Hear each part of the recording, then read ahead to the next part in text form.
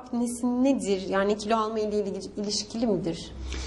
Horlama ve uyku apnesi uyku tıbbının en çok uğraştığı alanlardan birisi. Horlama insanların çok büyük bir bölümünde görülen, yaklaşık %40'ında görülen.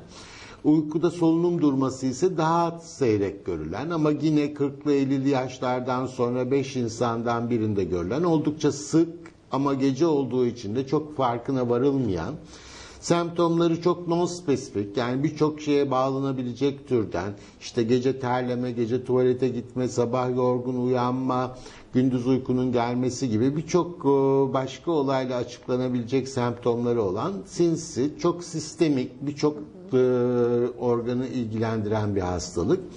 Kiloyla da çok ilişkili uyku apne sendromu. Kilo alınca artan bir hastalık ama her şişman insanda da olan bir hastalık değil. Bazen zayıf insanlarda da olan bir hastalık.